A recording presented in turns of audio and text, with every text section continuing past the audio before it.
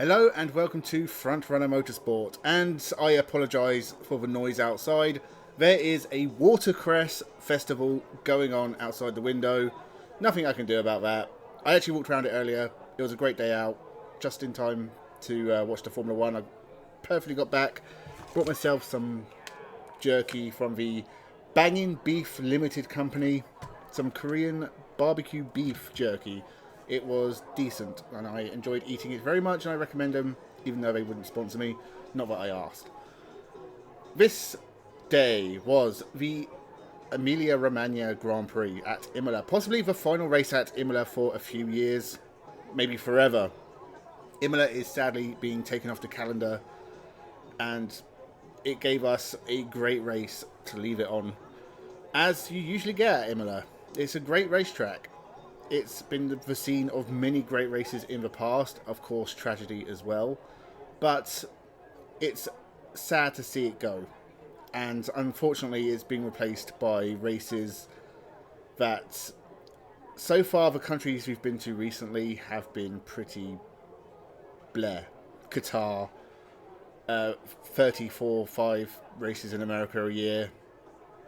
It's a shame that we're losing another classic European track, but we'll see Imola elsewhere in other series, and honestly, it's all the better for it. World Endurance Championship is usually great at Imola. We'll probably see various single-seater categories race there, touring cars race there. It's just a great all-round track. Sad to see it go, but as I said, it left us with a great weekend of Formula 1 action. Qualifying was absolutely mental. A couple of big crashes, especially for Yuki Tsunoda. Franco Colapinto also crashed. There's quite a few knocks and spins in practice as well. In the race itself, not so much, which was really good to see. And we got some great battling. It wasn't just a case of DRS taking people past people to get places. We saw some great battling in the corners. Especially in the first corner, actually, with Max Verstappen getting past Oscar Piastri. It was really a 10 out of 10 move, because it could have gone horribly wrong. Obviously, Oscar Piastri did leave enough space for Verstappen to get past. And as that's his main title rival, that's maybe something the young man needs to learn how to defend. That sort of thing. But it was a great move from Verstappen, and it was the move that led him to winning this race. Although the Red Bull did have great pace around here, which was good to see that it could match the McLarens. And Norris as well. It was a difficult qualifying. I only saw him get 4th, but the race did fall into place for him. Good second place.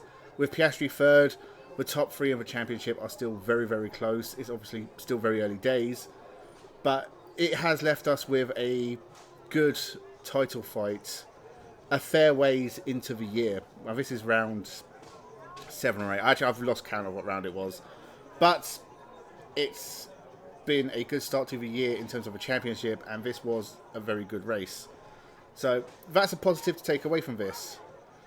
Qualifying, as I said, was interesting. Not only did Yuki Tsunoda have his massive smash, we saw Ferrari and Andrea Kimi Antonelli struggle, get knocked out in Q2, and yet in the race, Ferrari seemed to have a very good car under them, very quick, and it just makes qualifying all the more strange. But maybe it's a setup thing, maybe it's just something where Ferrari need to work on their one lap pace, but their race pace is looking strong.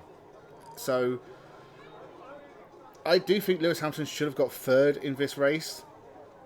It took him a lap too long to get past George Russell, I think. And I think if he'd made the move earlier, he would have been able to at least challenge Piastri for 3rd. Piastri was struggling on his tyres. Leclerc and Albon made it easy for him. If that had not happened, I think Albon would have been difficult to get past, but the Ferrari did look quick, so I think 4th is probably a fair result. In fact, when you could look at their qualifying, it was pretty horrendous for Ferrari, so to come home 4th and 6th, it's a very good result for them. I think they'll both be very happy with that. Both drivers drove well, and honestly, they're lucky to get anything out of this weekend. It could have gone completely the other way. I think for Hamilton, both safety car periods fell nicely for him. he was able to get on fresher tyres further up the field than he did when he went in. So he got stuck behind Andrea Antonelli for the first third of this race. If that had carried on, it would have ruined his race. He'd have wrecked his tyres. But when he got on the mediums, I don't know if Andrea Antonelli was already struggling with a mechanical issue then, or it was just Mercedes just didn't work on the medium tyres. But his pace fell away, and that let the Ferrari go, and I think that made Hamilton's race. Kimi Antonelli breaking down is a shame because he was driving well. He defended well for Hamilton for most of the race, and he looked odds on for points, but these things happen. A mechanical issue, whatever it was, it's something hopefully Mercedes will rectify very quickly for Monaco. George Russell, it was the opposite to the Ferraris. He was quality in qualifying, but didn't seem to have the race pace, and the virtual safety car and the safety car just did not fall for him, and he ended the race on 20 lap old tyres, one of the drivers who didn't come into the pits to change. That spoiled his race, really. But I don't think he was really on the pace of Verstappen and McLaren's anyway. But had things gone his way, I think a top 5 would have been fair for him. As it was, 7th, holding off Carlos Sainz, it wasn't too bad. But this wasn't a stellar weekend for Mercedes. It was absolutely brilliant for Williams. As I said, Sainz was behind Russell in 8th. Again, he was on old tyres as well, I think. So he did well to hold on to him. But Albon, again, he could have been 4th. If he had been able to get past Leclerc, I think Hamilton would have caught him. Would he have got past? Don't know. But Williams is quick this year. Another 5th place for him. He is having a stellar season. 40 points on the board already. And, you know, honestly, I thought between them, Williams would have 40 to 50 points this year. I think I said in my predictions video at the start of the year, that's what they would be aiming for. You know, Albon's already got 40. And Sainz has got decent points as well. 5th and 8th place here. Williams, by far, they're easily the 5th best team this year so far. So hopefully they can keep that momentum up and take that into 2026 as well. It's nice to see Williams back nearer the front and without drivers like Latifi and Logan Sargent holding them back. As for the rest of the field, Max Verstappen, as I said, pretty much peerless again this weekend.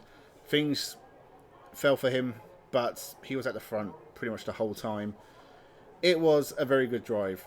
Pretty much perfect. I can't really pick at anything to say he could have done this better. You didn't really see him that much. That's how good it was. McLaren's behind him. They might be disappointed to lose out on another 1-2 finish or a win at least. But 2nd and 3rd, they are pretty much odds on for the Constructors' Championship, especially if it continues this way for the rest of the season.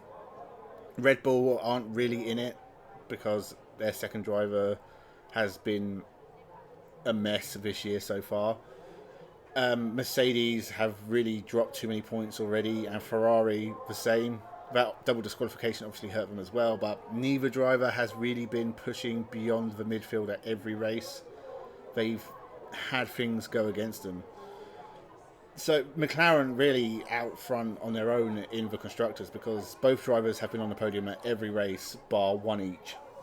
And they've taken the majority of wins as well. Sprint races they've scored decent points in. I think only Norris had one bad sprint race. So I think Constructors-wise, I think McLaren pretty much have this zone. Yuki Tsunoda is another driver I want to talk about because I think he did a fantastic job at this race. Again, I think he benefited from the safety cars. But honestly, I was just surprised to see him start, to work his way up to get points. That was a good drive, and I think it went unnoticed pretty much for most of the race. He was falling back at one point, I think, on older tyres, and then it just, the way the pit stops worked out, it just worked in his favour. He had Alonso behind him at the end, though, on fresh tyres, and he held him off. I don't think they were completely fresh tyres for Alonso, but they were fresher than what Tsunoda had on. To hold him off, get a point. Great work from Tsunoda from this weekend. I think that's what he needs to be doing at the moment. He is getting the car into the points. Forget qualifying. It was a big mistake, big crash, and obviously it cost Red Bull probably an evening's work. So I'm sure the team aren't very happy with him for that. But it was still a really great drive to get back up to 10th. Aston Martin will be devastated to lose out in this race because they qualified so well. Alonso in 5th, even Lance Stroll in the top 10 as well. And yet, neither car during the race really looked up to it. Apart from the opening laps where Alonso was sort of sticking with the top 4. After that, both Astons just sank like stones. And it was a disaster for them. It's how their season's been going anyway. But I think this race in particular will be hard to take, considering how good they looked in qualifying. Racing Bulls, Hadjar in the points again. It's an ongoing fantastic season for him.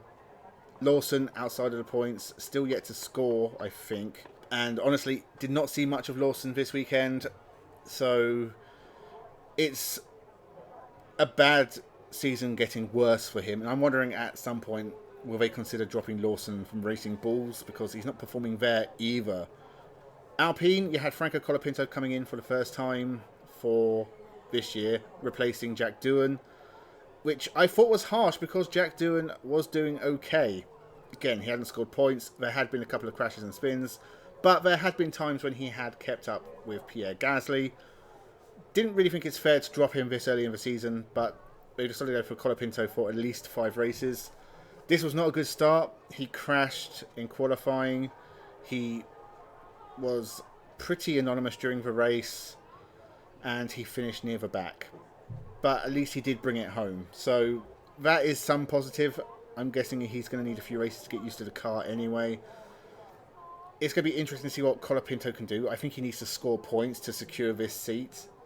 And this race, it doesn't look... If he carries this on, it doesn't look likely to me. Pierre Gasly was only 13th, so it was not a great weekend for Alpine anyway. I don't think Gasly really looked that quick in qualifying. And never really saw him during the race, so I think this one's on Alpine. Sauber, I think Hulkenberg did a good job, but again, I think he's just limited by what the Sauber can do. He was, after the second pit stop, in the points, but he couldn't hold off Yuki Tsunoda, and he dropped behind Alonso as well.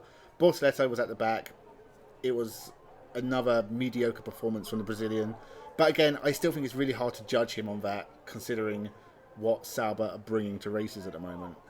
And our final team was Haas. Pretty disastrous weekend for them. They had issues all weekend. Behrman was 17th, and Ocon was the first retirement. I think they'll be pretty upset with how... Honestly, this season's gone, because they have looked decent at times. Esteban Ocon obviously finished 5th in China. He scored decent points. He's still in the top 10 of the championship. Behrman has scored a few points throughout the year, but I think they don't look the quickest in the field. They really struggled this weekend. Hopefully they can bounce back from it. That's pretty much all I have to say about this race. It was really, really good. Very enjoyable. There were some great battles on track. It was all pretty close, apart from Verstappen. It's the dynamic at McLaren is going to be interesting going forward, because if Norris and Piastri keep getting close, I feel like eventually something is bound to happen. At this race, Norris did get past Piastri fairly comfortably, but it was tight, and I think Piastri did make him work for it on purpose. So I think as the championship goes on, that could be the one thing McLaren need to worry about, is their drivers clashing with each other. Verstappen, he knows how to win championships. He's won the last 4. He could be there to pick up the pieces. I don't think Red Bull are out of this. Drivers' title at least. Maybe constructors, they probably are. But I think Max Verstappen is a dark horse for the title this year. That's not a position he's been in since 2021, maybe 2022 at the earliest.